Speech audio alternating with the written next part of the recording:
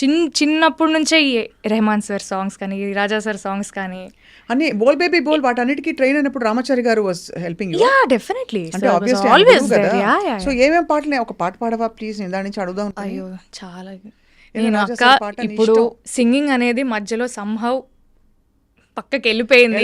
మళ్ళీ ఇప్పుడు వస్తుంది అంటే నేనేం షో చేయట్లేదు, నాకు సంగీతం రాదు, నాకు నేను పాడలేనని చెప్పట్లేదు, కానీ సరిగ్గా పాడలేనేమో, ఎందుకంటే I been out of practice. ఏమీ లేదు, అందరికీ తెలిసిన ఒక మంచి పాటతో మొదలుపెట్టి దాని తర్వాత నాకు లవర్ ఇన్స్టాలో పాడిన పాట కూడా ఒక 2 లైన్లు కావాలి. యా, నీ ఇష్టమైన పాట.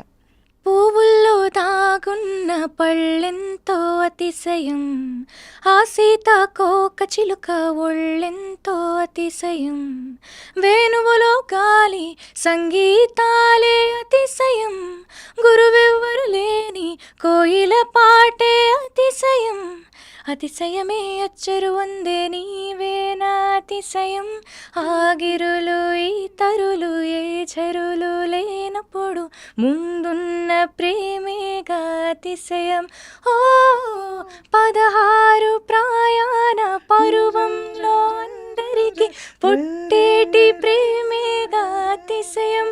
ఓ బ్యూటిఫుల్.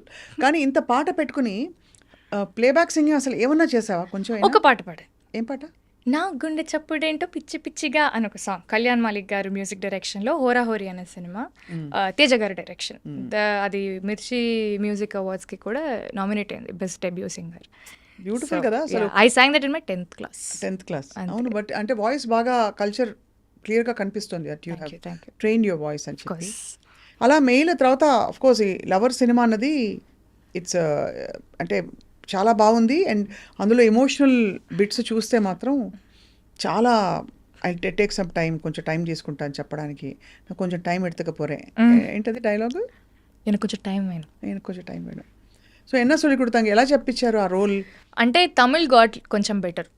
మోడర్న్ లవ్ చెన్నై చేసిన తర్వాత కొంచెం ఆ ఇంటర్వ్యూస్కి వెళ్ళడం కానీ, మనం కూడా ఇంకొంచెం తమిళ ఇండస్ట్రీలో ఇంకా ఇన్వెస్ట్ అవ్వడం వల్ల నేను మాట్లాడే తమిళ్ నాకు అర్థమయ్యే విధానం అదంతా కొంచెం ఎంత కాదన్నా బెటర్ అయింది. But this is a very difficult character to play, what ever I did in love. Very layered character. అంటే ఆ అమ్మాయికి భయం వేస్తే అవుట్ రైట్గా భయం అనే ఎమోషన్ చూపించదు.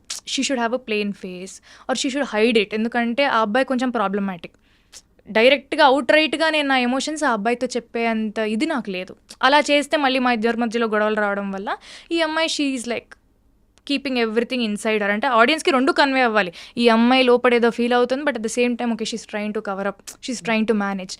సో అది లేయర్స్ అర్థం చేసుకోవడానికి డెఫినెట్లీ టైం పట్టింది. మా డైరెక్టర్ ప్రభరామ్ వ్యాస్ గారు అండ్ మణిగండన్ గారు, both of them sat with me and we had a couple of work shops కూర్చొని అసలు ఏంటి క్యారెక్టర్ సైకి ఏంటి, మనం ఎలా వర్క్ చేద్దాము. అండ్ మాకు హోంవర్క్ కూడా ఇచ్చేవాళ్ళు డైరెక్టర్ గారు. నువ్వే అరుణ్ అయితే, నువ్వే అబ్బాయి క్యారెక్టర్ అవుతే అమ్మాయిలో నువ్వు ఏం ప్లస్ పాయింట్స్ చూస్తావు, అమ్మాయిలో ఏం మైనస్ పాయింట్స్ చూస్తావు. అంటే we were thinking in the other characters perspective as well to understand each others character బెటర్గా. అలా వెరీ గుడ్ వర్క్ షాప్స్. అది నాకైతే చాలా హెల్ప్ చేసింది. వెళ్ళడానికి ఎంత టైం పట్టిందో రావడానికి అంతకంటే ఎక్కువ టైం పట్టింది. దాని లోపలికి వెళ్ళిపోయి బయటికి రావడానికి మనసే రావట్లేదు సార్. సో ఇంట్లో ఒకటి I mean it's great thing ఏంటంటే ఇంట్లో రెస్ట్రిక్షన్స్ పెట్టకుండా పంపించరు. సినిమా ఇండస్ట్రీ అనగానే అఫ్ కోర్స్ నాన్నగారు యాక్ట్ చేస్తారు, not much, but he's also like me. అక్కడ నుంచే వచ్చింది అనుకో. ఎక్కువ ఆర్పి గారితో ఆయన కనిపిస్తూ good friends, they know each other, so they good friends. So అలా నాకు తెలుసు అంటే about your dad. So but ఎక్కడ రెస్ట్రిక్షన్ పెట్టలేదా? వద్దు అస్సలు. నేను చెప్పాను కదా నాకు అదే చిన్నప్పుడు. ఎవరు వెళ్ళేవారు షూటింగ్స్కి? ఆ షూటింగ్స్కి ఎవరు వచ్చేవాళ్ళు కాదు. ఎందుకంటే I started working only after 2021. అప్పటి నుంచి I started working. First few days వస్తారు, చూసి ఓకే ఎవ్రీథింగ్ ఈజ్ నైస్ అన్నట్టు ఉంటారు, కానీ they don't like to intrude my space అసలు. మా నాన్న ఉంటే నేను చేయలేను కూడా. సరే డాడీ నువ్వు వెళ్ళిపో, నేను చేయలేను అన్నట్టు ఉంటాను అనమాట నేను. So they very easy going. కానీ వెరీ బోల్డ్. అంటే ఒకటి బ్యూటీ ప్యాజెంట్లో పాల్గొనడం, అక్కడ అందరి ముందు వచ్చి నిలబడడం స్టేజ్ మీద, you know where you know that people are checking you out, అదే పెద్ద సాహసం.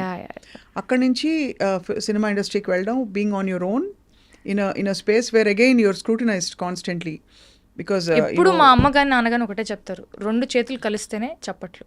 So if you are doing your own thing, నువ్వు ఏం చేస్తున్నావు నీ క్లారిటీ ఉంటే, మాకైతే నీ మీద నమ్మకం ఉంది, so you will be good. ఆ నమ్మకం నువ్వు కూడా నిలబెట్టుకో అంతే. That was only instruction I had, అంతకుమించి ఇంకేం లేదు. ఐ ఫెల్ట్ సో గుడ్, ఇంత నమ్మి పంపిస్తున్నప్పుడు I'm like I should make good use of it కదా. అవును, ఐ థింక్ తెలుగు ఇండస్ట్రీ ఎక్కడో మిస్ అయిపోయిందా అన్నట్టు అనిపిస్తోంది. అంటే ఫస్ట్ తమిళ్ ఇండస్ట్రీలో స్పాట్ అవ్వడం, బికాస్ ఫిదా అండ్ తర్వాత మెయిల్ వేయడం తర్వాత డైరెక్ట్ తమిళ్కి వెళ్ళిపోయి మోడర్న్ లవ్ చేశాను, కానీ అది కొంచెం లేట్గానే రిలీజ్ అయింది. Mean while I did writer Padma Bhushan in Telugu. Writer Padma Bhushan చేశాను, మళ్ళీ అది రిలీజ్ అయిన వెంటనే లవర్ వచ్చింది. మోడర్న్ లవ్ రిలీజ్ అయిన 10 రోజులకి లవర్ వచ్చింది. సో ఇప్పుడు ఎవరైనా అంటే ఇంపార్టెంట్ మీటీ క్యారెక్టర్స్ తోటి పెద్ద పెద్ద ఫిల్మ్స్ వాళ్ళు అప్రోచ్ అయ్యారు ఈ మధ్య? అవుతున్నారు, ఎగ్జాక్ట్లీ. సో నేను వాట్ అంటే of course lover was a very Meitei character మీరు అన్నట్టే. అంటే ఇట్ హ్యాడ్ గుడ్ సబ్స్టెన్స్ అనమాట. సో తమిళ్లో కూడా అంటే I don't think I can reveal, but చేస్తున్నాను లేదా కూడా ఇంకా తెలియదు, కానీ but very very good characters. అంటే పెద్ద స్టార్స్ తో ఏమైనా వచ్చాయి ఆపర్చునిటీస్? మరీ పెద్ద స్టార్స్ తో కూడా రాలేదు, but definitely it's an increment, better increment from where you are. Yeah definitely. You so happy. I'm very happy, I'm always happy. నేను సంవత్సరానికి 1 సినిమా 2 సినిమాలు చేసుకున్నా కూడా I'm very happy. I'm never desperate.